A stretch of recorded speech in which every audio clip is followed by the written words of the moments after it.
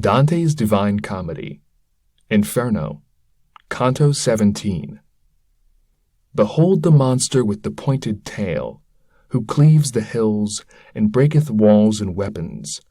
Behold him who infecteth all the world. Thus unto me my guide began to say, and beckoned him that he should come to shore, near to the confine of the trodden marble. And that uncleanly image of deceit came up and thrust ashore its head and bust, but on the border did not drag its tail. The face was as the face of a just man.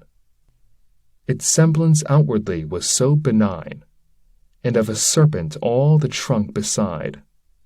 2 paws it had, hairy unto the armpits, the back and breast, and of both the sides it had depicted o'er with nooses and with shields. With colours more, groundwork or broidery, never in cloth did Tartars make, nor Turks, nor were such tissues by Arachne laid. As sometimes wherries lie upon the shore, that part are in the water, part on land.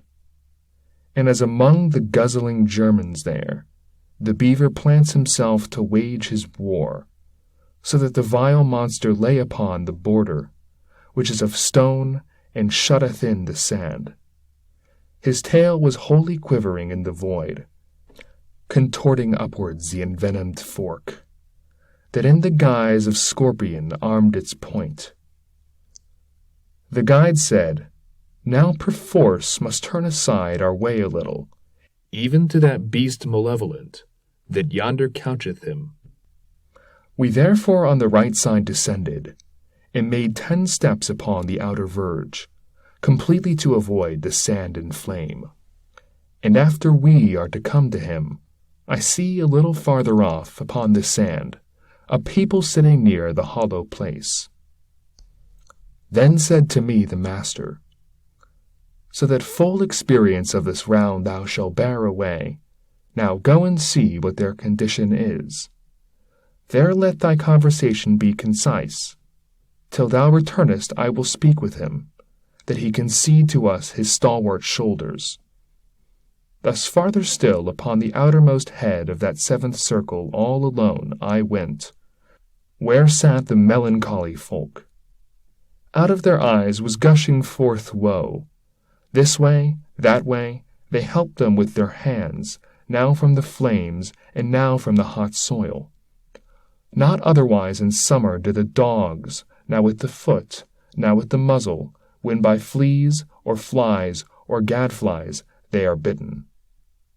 When I had turned mine eyes upon the faces of some, on whom the dolorous fire is falling, not one of them I knew, but I perceived that from the neck of each there hung a pouch, which certain colour had, and certain blazon, and thereupon it seems their eyes are feeding. And as I, gazing round me, come among them, upon a yellow pouch I azure saw, that had the face and posture of a lion. Proceeding then the current of my sight, another of them saw I, red as blood, display a goose more white than butter is. And one, who with an azure so engravid, emblazoned had his little pouch of white, said unto me, What dost thou in this moat? Now get thee gone, and since thou art still alive, know that a neighbour of mine, Vitaliano, will have his seat here on my left-hand side. A Paduan am I with these Florentines. Full many a time they thunder in mine ears, exclaiming, Come the sovereign cavalier, he who shall bring the satchel with the 3 goats. Then twisted he his mouth, and forth he thrust his tongue, like to an ox that licks its nose. And fearing lest my longer stay might vex him who had warned me not to tarry long, backward I turned me from those weary souls. I found my guide, who had already mounted upon the back of that wild animal, and said to me, Now be both strong and bold. Now we descend by stairways such as these. Mount thou in front, for I will be midway, so that the tail may have no power to harm thee. Such as he who has so near the ague of quartan, that his nails are blue already, and trembles all, but looking at the shade, even such became I at those proffered words. By shame in me his menaces produced, which maketh servants strong before a good master. I seated me upon those monstrous shoulders. I wished to say, and yet the voice came not, as I believed, Take heed that thou embrace me. But he, who other times had rescued me in other peril, soon as I had mounted, within his arms encircled and sustained me, and said, Now, Geryon, bestir thyself. The circle's large, and the descent be little. Think of the novel burdened with thou hast. Even as the little vessel shoves from shore, backward, still backward, so he thence withdrew.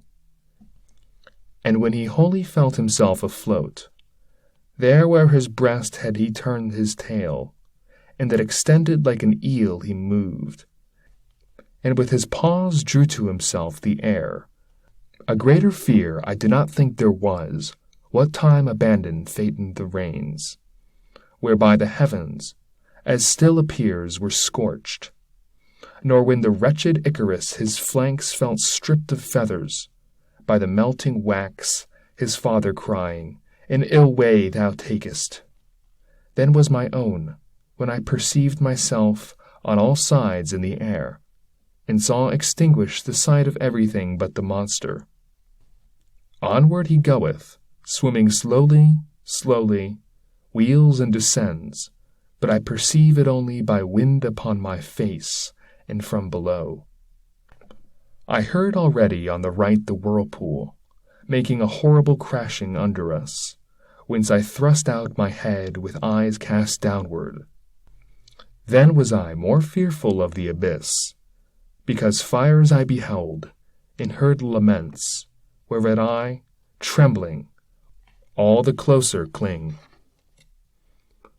I saw then, for before I had not seen it, the turning and descending, by great horrors that were approaching upon divers sides, as falcon, who has long been on the wing, who, without seeing either lure or bird, maketh the falconer say, Ah me, thou stoopest, descendeth weary, whence he started swiftly, through 100 circles, and alights far from his master, sullen and disdainful.